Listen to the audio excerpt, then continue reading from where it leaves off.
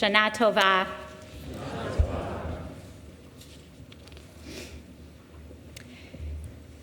Some of you came this afternoon hoping I would talk about Israel. Others hoped I would talk about anything but Israel. Some of you may be waiting for me to name Gaza and the humanitarian crisis there.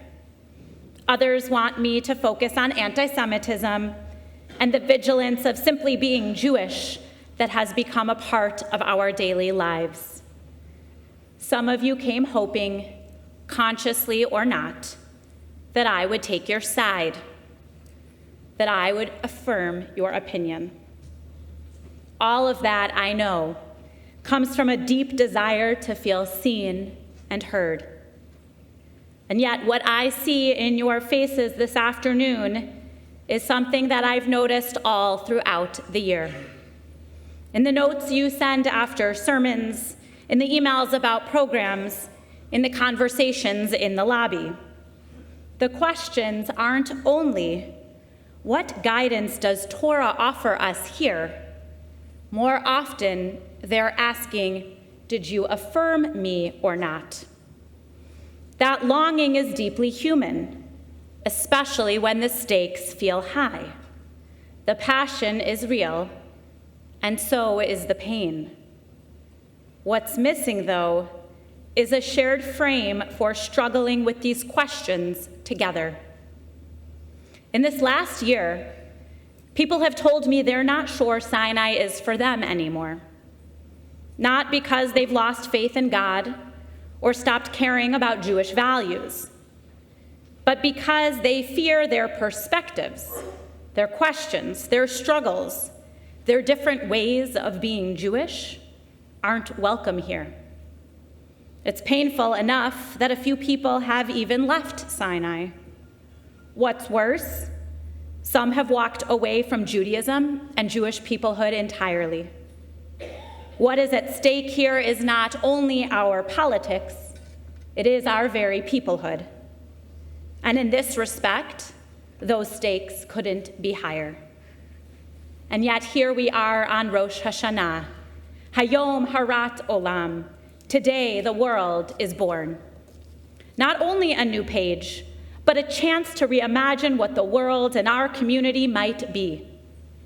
The question this holiday asks is not only, who will I become this year? It also asks, who will we become together? What kind of people, what kind of community will we dare to create in this new year ahead? Let me be clear. I am not here to reveal some sage wisdom about how to resolve the war in Gaza or tell you what to think about Israeli military strategy. None of us in this sanctuary can bring back the hostages or stop the suffering of the innocent. This isn't about your favorite podcaster or the meme that enraged you last week. This is about us, about you and me, sitting here together on Rosh Hashanah. Because while we cannot control what happens 6,000 miles away in Israel and in Gaza City, we can decide what happens in this room and in this community and in our relationship with one another. And though I am speaking about Israel and Gaza, you should know these same patterns show up whenever our community seems to face hard questions, be it politics, identity, ritual, even in our own families. This may be a sermon about Israel, but it is also a sermon about us, because we are fractured. Some of us want to pull back, while some of us want to lean in harder. Some of us want to change the channel entirely, while others want to turn up the volume. But since when did our opinions come to define our belonging? Machloket l'shem shamayim, disagreement for the higher purpose of our communal betterment, has always been a part of our Judaism, woven into the very fabric of tradition. Somewhere along the way, though, we started to confuse different views with being unwelcome in the same community. Torah is not the platform of one political party. Torah is older, deeper, more demanding. It calls us to covenant, not consensus, to peoplehood, not partisanship. I understand the temptation towards drawing these lines completely. Judaism feels heavier right now in a way it hasn't before for most of us in our lifetimes. Even the simplest Jewish symbols no longer feel so simple. A Jewish star, a mezuzah, a kippah. Each one seems to carry with it a layer of judgment and assumption. So the solution seems obvious. Choose the parts of Judaism that comfort you. Discard the parts that expose you. Take the ritual, leave the peoplehood. Light the candles, but don't carry the covenant. Judaism, like life, doesn't let us pick and choose like that. The beautiful and the difficult are bound together. Part of what drives this separation isn't just what we feel, it's how we think. We fall into patterns of mind that make distance seem not only logical, even wise and desirable. Psychologist Adam Grant describes 3 patterns that fracture dialogue, and I have seen all of them this year in our community. The preacher mode, it sounds like this. Rabbi, if you lived our values, you'd scream about Gaza. Or if you cared about Jewish survival, you would defend Israel without question. The prosecutor mode. Someone says, pray for Palestinian children, and gets told the UN lies. And someone cites the Times and gets told it's propaganda. And politician mode. Those carefully worded emails that try to sound balanced, or the family dinners where everyone bites their tongue for the sake of peace. Each of these modes comes from love and grief and fear and conviction, but together they reveal how hard it has become to remain one community when each of us is certain of what must be said. I know some of you are thinking, Rabbi, you're asking me to be curious about views that feel dangerous to me, that seem to threaten everything I hold sacred about Jewish safety or human dignity or justice itself. These fears are real. When disagreement touches our deepest concerns about survival and morality, curiosity becomes almost impossible. And yet this is exactly when our tradition most insists we stay engaged. I'm not asking that we treat every position as equally valid. I am asking whether we can distinguish between the person and their position, between relationship and agreement. We can disagree with someone's views while still believing they're worth staying in conversation with. In fact, the bitter polarization that we all say we dislike so deeply about this moment in our history depends upon our discipline of relearning how to disagree with one another without cutting each other out from our lives. One of Israel's greatest modern poets, Yehuda Amichai, put it this way: from the place where we are right, flowers will never grow in the spring. The place where we are right is hard and trampled like a yard. But doubts and loves dig up the world like a mole a plow, and a whisper will be heard in the place where the ruined house once stood. If there is anyone who understood war and conflict, it was Amichai, who himself fought in the 1948 War of Independence and in the Yom Kippur War. He intimately understood how war shapes the soul. When it comes to this conflict, we've each claimed our place where we are right, haven't we? Some of us are certain Israel is fighting a just war against terrorists who want to destroy the Jewish people.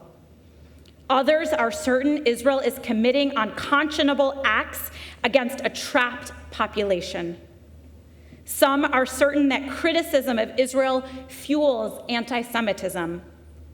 Others are certain unconditional support of Israel betrays Jewish values of justice. We've trampled these positions hard with our certainties, and Amichai tells us what grows there.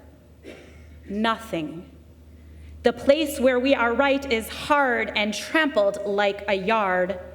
No flowers bloom there in the spring. Thankfully, Amichai offers us an alternative: doubts and loves. The sheer vulnerability of admitting what we don't know alongside the courage of naming that which we cherish. Parker Palmer reminds us that many who differ politically still love the same things: our children, our country, the natural world, and share the same doubts too, whether we are doing enough to protect them. Don't we love the same things? The dream of safety, the hope for dignity, justice itself, even if defined differently? And don't we share the same doubts? Whether this war will ever truly end, whether our positions are making anything better, whether our people can survive this fracture. We've pressed our arguments so hard this year that the ground beneath us has grown hard. Amichai reminds us only by bringing our doubts and our loves can we soften that soil enough for community to grow again. What matters isn't being right. What matters is how we meet each other when we're not. If disagreement itself becomes disqualifying, then we will not survive as a people. Because Judaism has never been about absolute agreement. It has always been about the tension that our discourse can hold. Our tradition understood this long before Amichai. The Talmud tells us about two rabbis who could not have been more different. Rabbi Yochanan was a refined scholar, remembered for his brilliance and even for his beauty. Reish Lakish was once a bandit, a man of strength. Two completely and utterly opposite lives, yet they became partners in study. When Yochanan would teach, Reish Lakish would challenge him. When Reish Lakish pushed back, Yochanan pushed even harder. Their disagreements weren't a sign of weakness. They were the heartbeat of their friendship. And then came the tragedy. Reish Lakish died. Yochanan was devastated. The other rabbis tried to comfort him by bringing him new study partners, brilliant men who supported everything he said. But it wasn't the same. Listen to what Yochanan said himself. When I would teach a law, Reish Lakish would attack it with 24 objections, and I would have to come up with 24 responses to defend my position. Now, all I have are my answers, and no one to make me better. Only answers. Can you hear the loneliness in that? Answers without questions. Certainty without challenge. Argument can be holy when it is rooted in love and in curiosity, when it carries the humility of acknowledging that none of us can ever be absolutely certain we are right. It can bring us closer, not drive us apart. Surface-level agreement doesn't help us grow. It might feel comforting in the moment, but it won't sharpen us and it won't deepen us. I fear, though, that this is exactly where we are as a Jewish community. We've retreated to and we seek out exclusive spaces where everyone agrees with us. We have our answers. What we don't have are the people who once asked the questions that made us better. We've chosen the comfort of certainty over the growth that comes from wrestling together. And not because the covenant ended, but because we stopped believing it could hold our differences. And here's what I want you to know. I can disagree with you and still sit at your bedside. You can disagree with the person sitting next to you and still pray together. Because covenant has never been contingent on consensus. How do we actually do this? How do we stay in relationship when we disagree? Remember those three modes we talked about earlier: preacher, prosecutor, politician? Adam Grant actually offers us a fourth: scientist. The scientist stays curious, open to being wrong, willing to test and retest ideas. That's what Yohanan and Reish Lakish gave each other. They weren't trying to win or convert or impress. They were trying to discover truth together. That's why their arguments weren't destructive. They were instead life-giving. And friends, that is the model we so desperately need right now. Truth emerges through investigation, not just assertion. Relationships deepen through curiosity, not just agreement. And covenant survives through wrestling, not by walking away. Our tradition speaks directly to that temptation to leave. Al tifrosh min hatzibur, do not separate yourself from the community, our earliest rabbis taught. Not when the community disappoints you, not when it embarrasses you, not when it holds views you find troubling, not even when staying feels dangerous. Do not separate yourself from the community, for it might just need you more than it knows. And you might just need it more than you can know.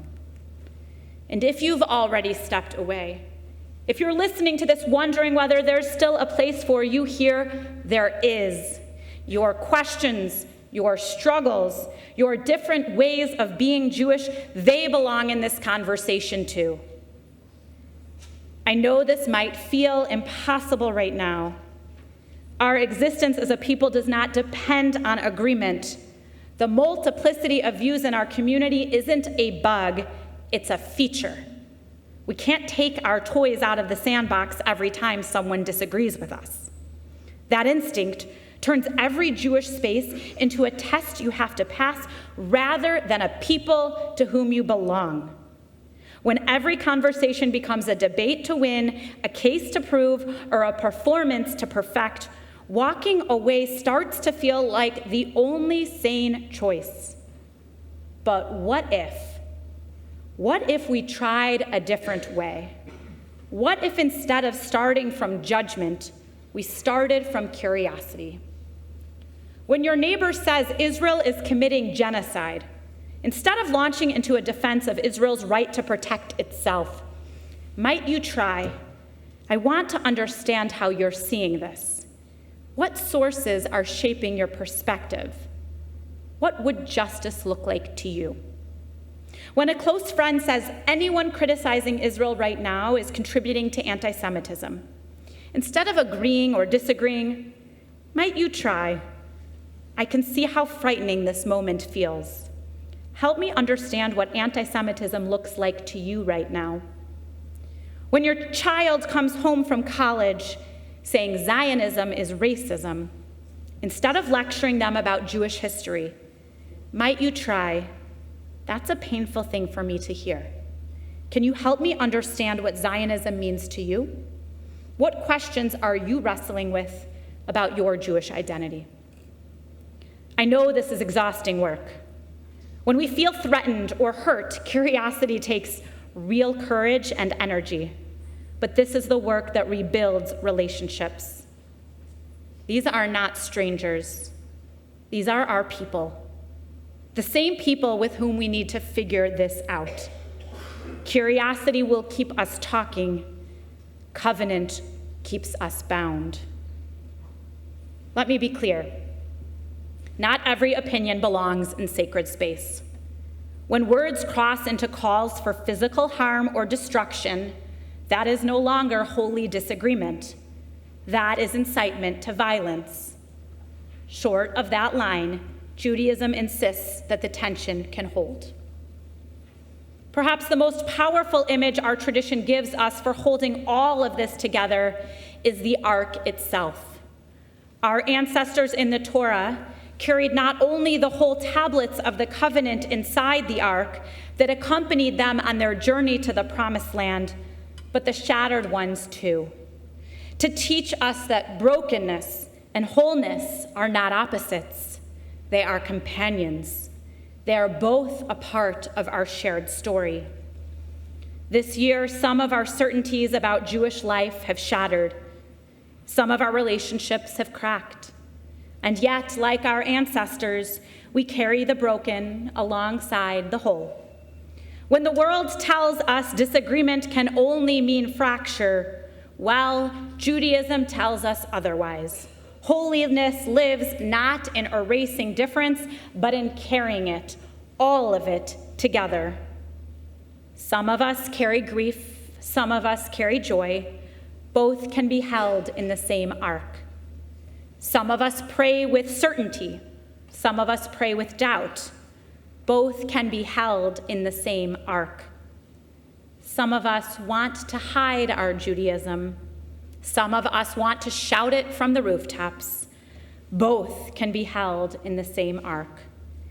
May this year write us not in separation, but in peoplehood, not apart, but together, always together, carried in the same ark. Shana Tova.